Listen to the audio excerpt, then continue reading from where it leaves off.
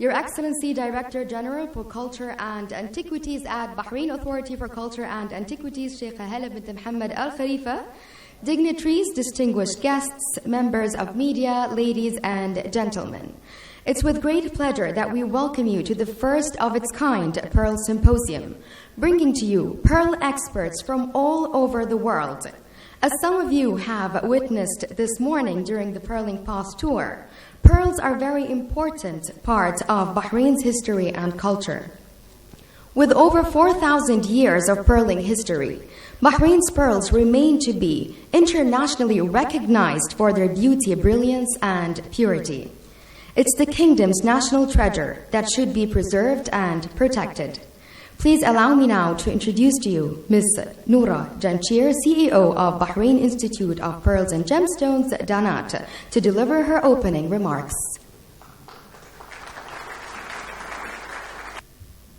Dr. Mohammed bin Daina, Dr. Gaetano Cavalieri, Sheikh Hala Al Khalifa, DANAT's Board of Directors, ladies and gentlemen, dignitaries and special guests, I would like to welcome you to Bahrain's first International Pearl Symposium. On behalf of the Bahrain Institute for Pearls and Gemstones, DANAT, I would like to welcome all of our local and international guests attending the first International Pearl Symposium. It is a privilege and honor to welcome the world's leading experts in pearls to Bahrain, the world's home for natural pearls. Bahrain's historical prominence in the pearl industry is a journey that started hundreds of centuries ago. Today's venue choice is not a coincidence. We chose to organize the first International Pearl Symposium close to the Pearl Trail, which was proclaimed a UNESCO World Heritage Site in 2015 as a testament to Bahrain's status in the pearl industry throughout history. This morning, DANAT announced the first ever classification system for natural pearls with NACRE, a tool that will standardize natural pearls in time before the build-up of the pearl trading markets. Similar to the 4 Cs of diamonds, the DANAT classification system will surely contribute to the growth of the pearl trade. Thanks to our highly qualified researchers, DANAT is also taking orders for one-of-a-kind atlas book for the internal structures of natural pearls. The theme for this year's symposium relates to the environment. The panelists will take us on a journey through history, presenting the story of pearls from the US to Bahrain. Our panelists will also talk about the challenges facing the pearl industry, such as the issue of cashew pearls. You will also get to hear from industry experts about challenges labs face relating to the identification of pearls. Ultimately, we are sure your next 2 days will be nothing less than thrilling. We at DANAT welcome each and every industry expert from across the globe and hope that you will fall in love with the historical marvel of the ancient pearling industry and trade in Bahrain. And we look forward to continue on connecting with you after the Congress. Thank you.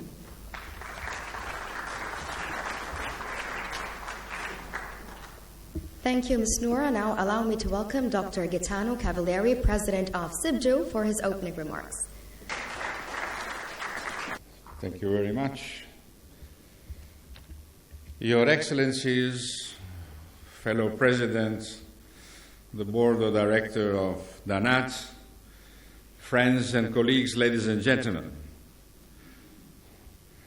As many of you know, the opening of today's Pearl Symposium marks the beginning of a rolling 9-day jewelry industry festival here in Bahrain, starting with this conference, followed immediately by the CIBJO Congress, and closing with the Jewelry Arabia trade show.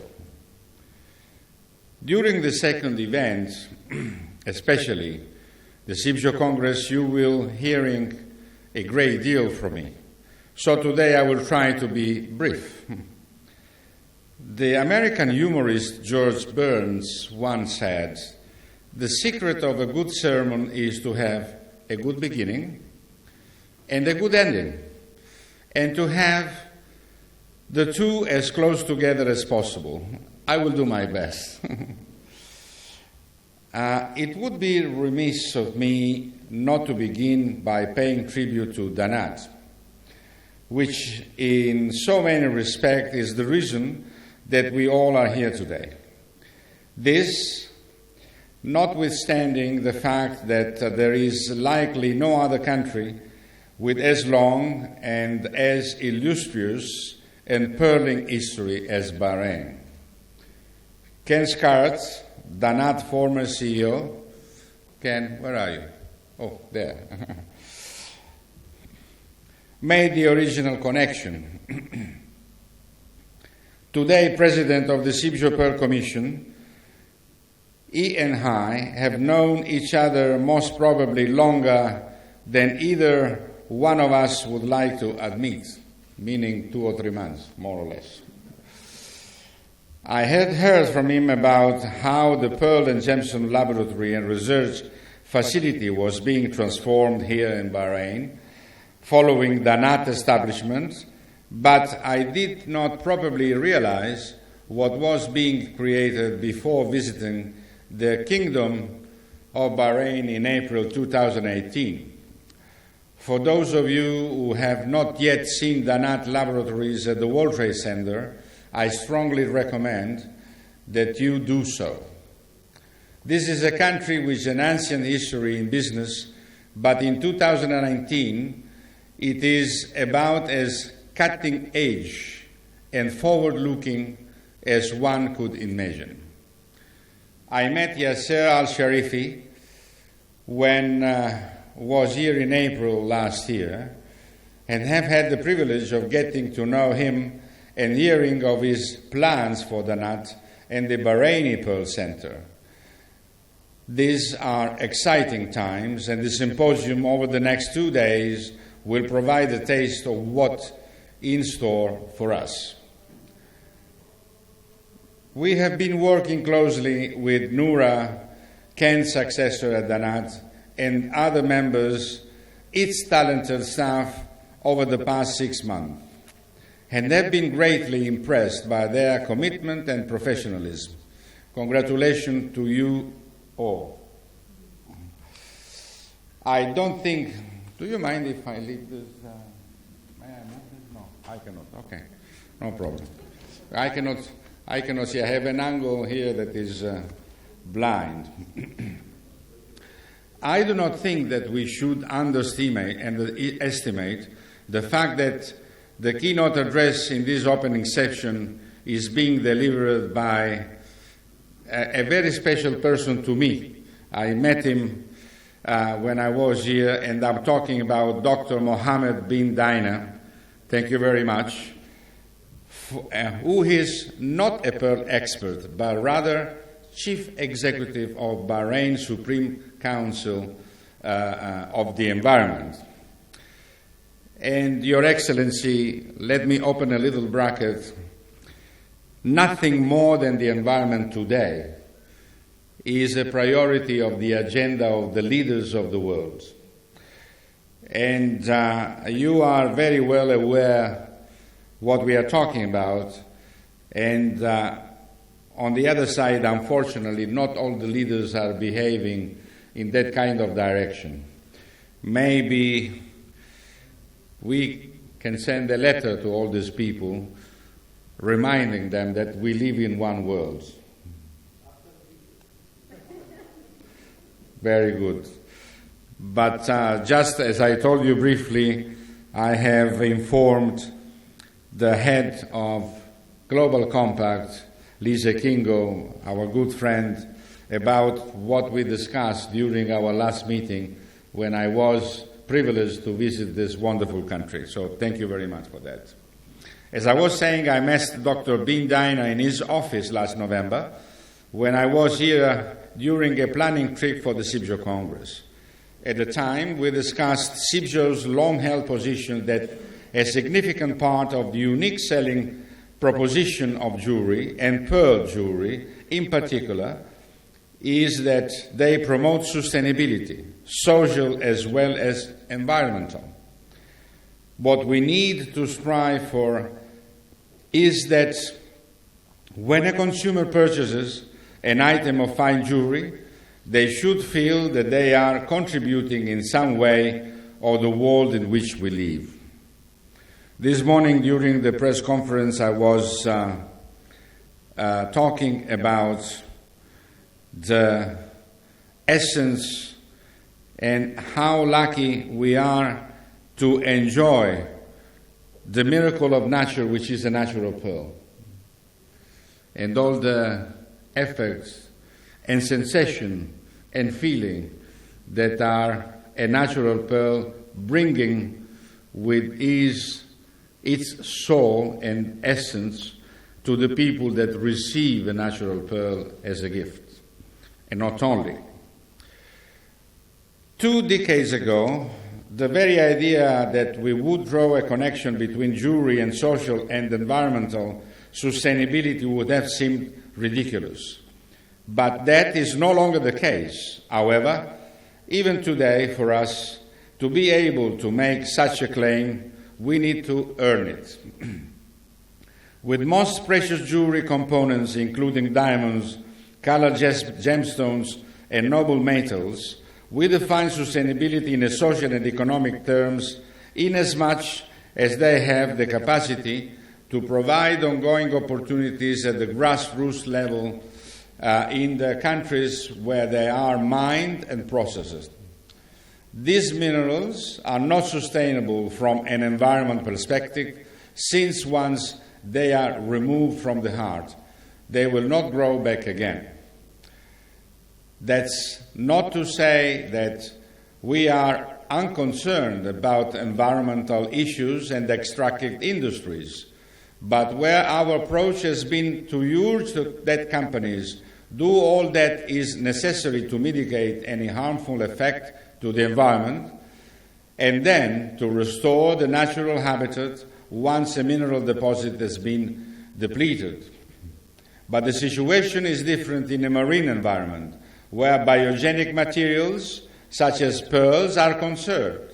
Here, the same social and economic potential exists, but so does the ability to achieve environmental sustainability.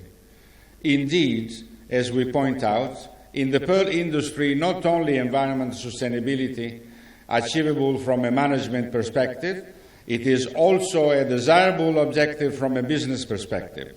Simply stated, the ability to produce a better product is improved when the conditions in the marine environment are their pristine best. And it's not only that.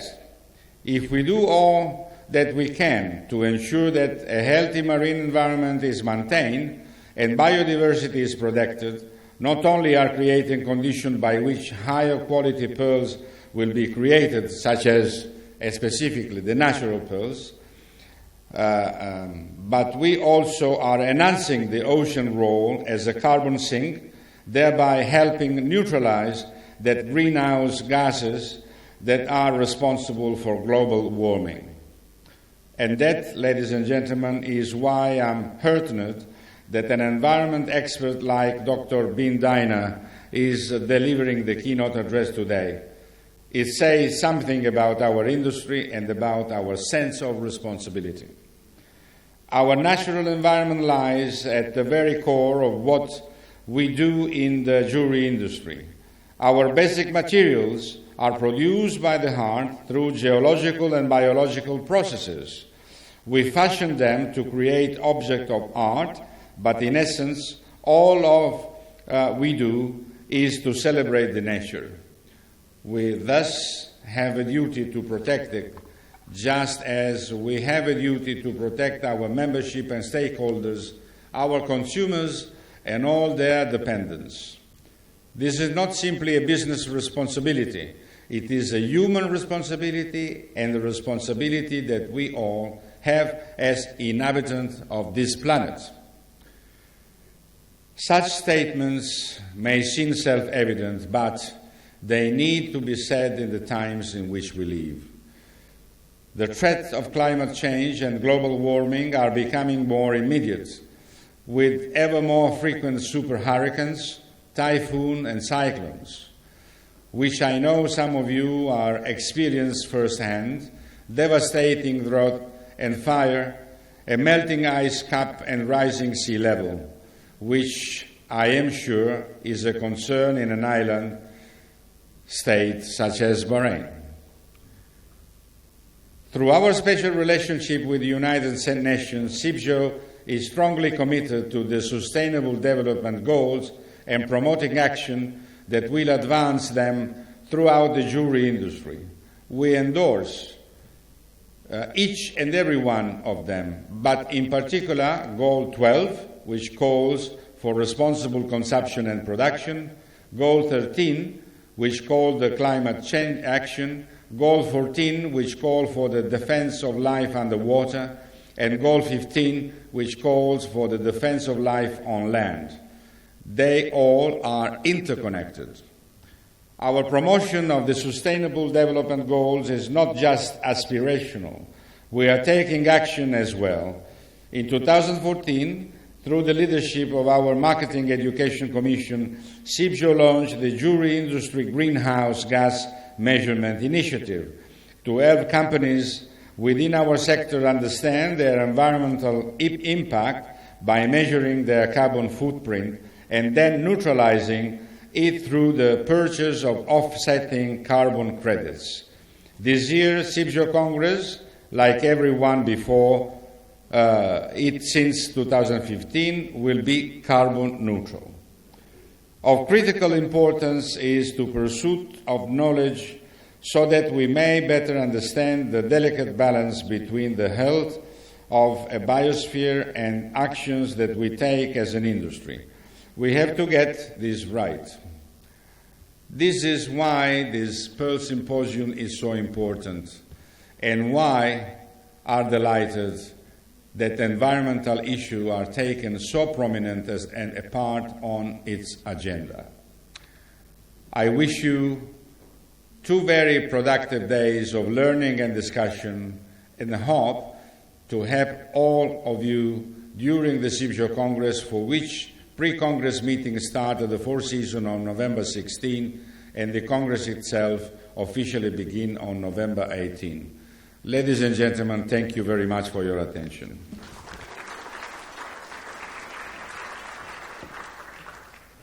Dr. Gaetano, Cavalieri, thank you very much for the inspiring remarks. Now, allow me to invite His Excellency Dr. Mohammed bin Daina, Chief Executive of the Supreme Council for Environment, to talk to us about Bahrain and its aquatic environment.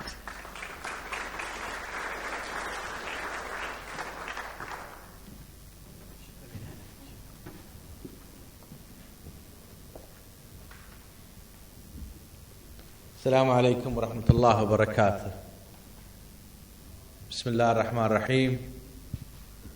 Excellencies, guests, friends, colleague, thank you for being here today. What I wanted to tell you, and I promise you I will be briefed, that why DANAT is important to Bahrain. First of all, I am from this hometown, Muharraq.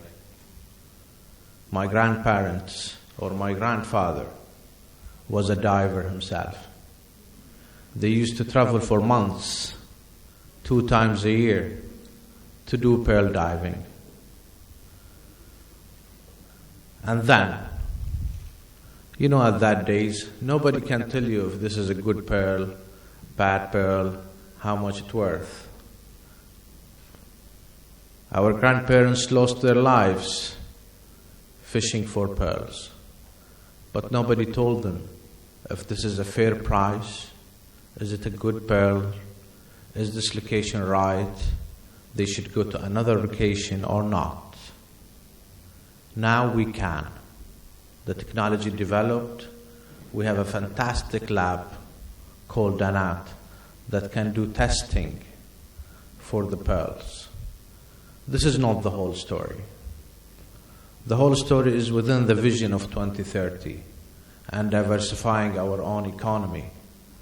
Bahrain worked hard under the guidance of His Royal Highness the Crown Prince to revive the pearl industry.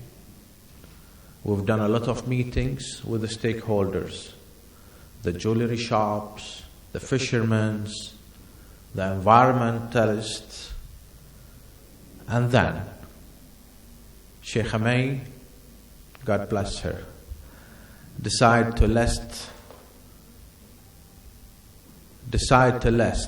the Herat location as a World Heritage Center. The size of this location is 1,363 kilometers square.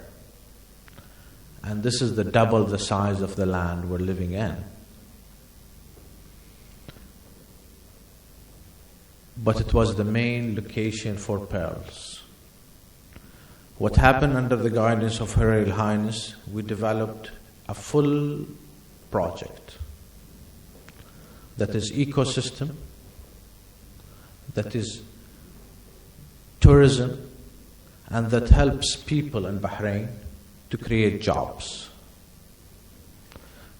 and help expats to do a scuba diving on our location.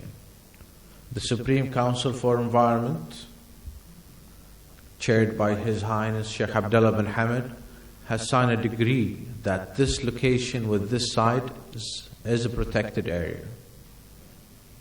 The fisheries has a role that they will issue the license for Bahrainis. We have now 3,000 Bahrainis that they do go pearl diving. We have 6 scuba centers that can take any of you, if you have PADI license as well, of course, to do pearl diving. But you will have only 60 pieces each trip. But your safety is guaranteed because your names is going to be registered with the Coast Guard, so we know exactly where you are and you're safe and protected. Then you're going to find the pearls. A guy 2 days ago, he found 2 big ones. I was so delighted. I was so delighted that I am not the main part, but I'm part of making him little rich. You're going to find these pearls, then you'll go to DANAT. You'll do this examination, and you're going to be guaranteed that the quality is good. This is the main role of DANAT. And that's why we're encouraging this kind of conferences. Then somebody might ask me, how can you environmentalists and you let them do this to the environment? You let people go fishing for oysters. I'll give you one information that I learned from my colleague Ali Mansour. He is our microbiologist. Pearls, oysters, if you have it, then they grow above each other. And when they grow above each other, they killed the one down. The more you collect with a current and certain temperature, you will regenerate more oysters. So it is a sustainable source of jewelry. That's why we're not scared. That's why we are protected the environment. And that's why the 3,000 who got the license as locals, they got trained by Ali Mansour and they get a certificate on how the possible and eco-friendly way that they can collect their oysters. This is not just a tradition to us. It's diversifying our own economy. It's finding jobs, creating jobs. It's part of His Royal Highness Vision 2030. And we're all Team Bahrain trying to be part of it. Thank you very much.